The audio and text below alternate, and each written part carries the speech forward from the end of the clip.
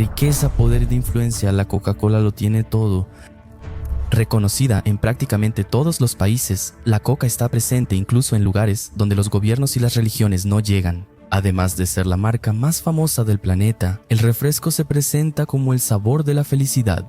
Pocas marcas en la historia de la humanidad han alcanzado tanto reconocimiento como la Coca-Cola, pero detrás de la marca de la felicidad embotellada hay una historia oculta. ¿No se construiría un imperio multibillonario sin derramar algunas gotas de sangre? La misma empresa que construyó su imagen con eslóganes inocentes hoy es acusada de innumerables escándalos alrededor del mundo.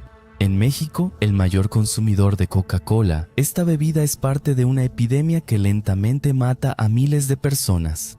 Todos hablan del secreto de la fórmula de la Coca-Cola, pero el verdadero secreto nunca estuvo dentro de la botella, sino en el poder que conquistó fuera de ella.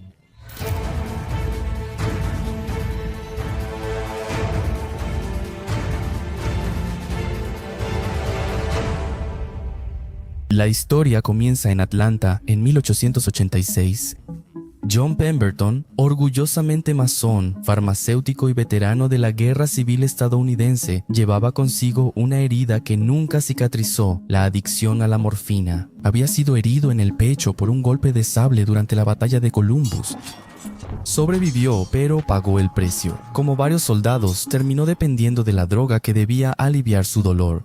Buscando superar su adicción, Pemberton se adentró en el mundo de las pociones farmacéuticas. Inspirado en bebidas europeas a base de vino y coca, creó lo que llamó French Wine Coca, una mezcla de hojas de coca, nuez de cola y alcohol, un tónico que prometía aliviar la fatiga, curar la depresión y hasta combatir adicciones. Era una época en la que las farmacias vendían de todo, desde heroína hasta elixires milagrosos, y el French Wine Coca encajaba perfectamente en ese mundo. Pero Pemberton enfrentó un obstáculo inesperado. El estado de Atlanta decretó la ley seca. Pronto, el vino tuvo que salir de la fórmula, así que lo que quedó fue una mezcla dulce con extracto de hojas de coca, cafeína y azúcar. Nacía, casi por accidente, la Coca-Cola. El nombre y la caligrafía icónica, cabe decir, no fueron invención de Pemberton, sino de su contador Frankie Robinson, quien creía que 2 letras C serían más llamativas. Solo había un problema: el negocio no despegaba. En el primer año, las ventas apenas cubrieron los costos. Pemberton ya estaba muy enfermo, con cáncer de estómago, y cada vez más debilitado, endeudado, empezó a vender partes de su fórmula secreta. En sus últimos meses, tuvo que dejar lo que consideraba su legado. Así como grandes inventores, murió en 1888 pobre, adicto y sin imaginar el imperio que había creado. Pero la historia de la coca no terminó ahí, al contrario. Fue en ese momento cuando otro personaje entró en escena. Asa Candler, un ambicioso empresario de Atlanta, compró los derechos de la fórmula por una ganga. Solo que, a diferencia de Pemberton, Candler no veía la Coca-Cola como una cura milagrosa, sino como un producto para ser consumido en masa. Comprendió que la fuerza no era el remedio, sino la marca, y comenzó a difundir el nombre Coca-Cola por la ciudad. Pintó carteles, letreros, muros y también distribuyó cupones que daban derecho a una dosis gratuita en las fuentes de refresco. Fue una de las primeras campañas de marketing moderno, así que mientras Pemberton veía su invento como un alivio para el dolor, Candler lo transformó en un estilo de vida. Y en ese contraste entre adicción y visión empresarial nacía la verdadera Coca-Cola.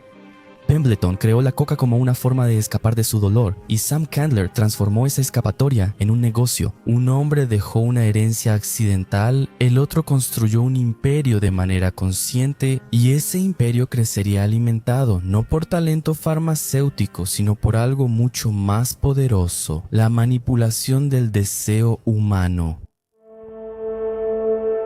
En 1850, una persona promedio consumía menos de 2 kilos de azúcar al año. En 2017, un estadounidense consume lo mismo cada 11 días. ¿Cómo sucedió esto? El asunto fue el siguiente: el azúcar no fue solo un endulzante más, fue uno de los motores del capitalismo. Impulsó la esclavitud transatlántica, sostuvo imperios coloniales y moldeó la revolución industrial. En la Inglaterra del siglo XVIII, el té con azúcar se convirtió en la comida del obrero. Era energía barata para mantener las fábricas funcionando, El vicio dulce se difundió tan rápido como la máquina de vapor, y fue en esa sociedad dependiente donde la coca se estableció. Cuando la fórmula perdió en 1903, ganó algo más adictivo, una gran dosis de azúcar. Cada trago se volvía una inyección de dopamina, pero una pregunta aún persiste. ¿Cómo un refresco local del sur de Estados Unidos logró transformar esa adicción en un imperio global? Robert Woodruff transformó Coca en un gigante del marketing en el siglo XX. Su padre compró la compañía Coca-Cola a la familia Candler por 25 millones en 1919. Robert asumió la presidencia y comenzó a dirigir la empresa que su padre compró. La idea ya no era solo vender refresco, sino estilo de vida, identidad y felicidad. Embotellada durante la Segunda Guerra Mundial, la Coca hizo una jugada genial, incluso con el racionamiento del azúcar. Prometieron a los soldados estadounidenses que la botella siempre costaría 5 centavos en cualquier parte del mundo.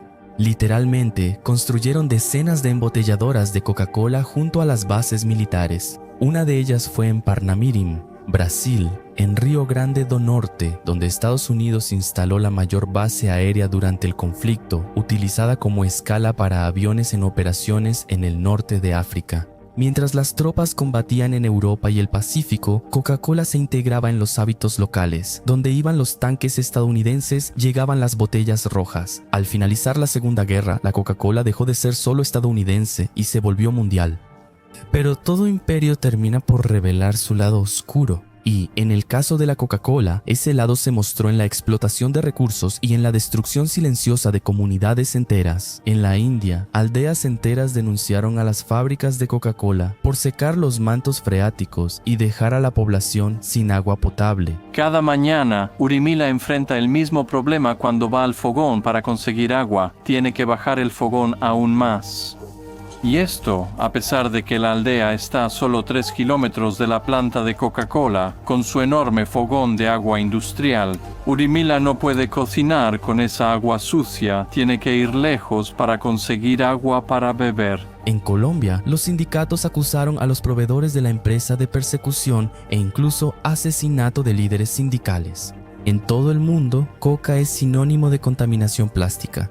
Cada año, miles de millones de botellas desechadas llevan su logotipo. En 2023, la marca volvió a ser clasificada como la mayor contaminadora de plásticos del mundo. La promesa de felicidad cuesta el agotamiento de recursos y la destrucción ambiental, pero en ningún lugar esa contradicción es tan impactante como en México. Allí, la Coca-Cola es parte de la cultura y también de la muerte. En la ciudad de San Cristóbal de las Casas, en el estado de Chiapas, la situación es casi surrealista. Allí, una persona consume en promedio más de 2 litros de refresco al día. Paradójicamente, en una de las regiones más lluviosas del país, miles de personas no tienen acceso al agua potable.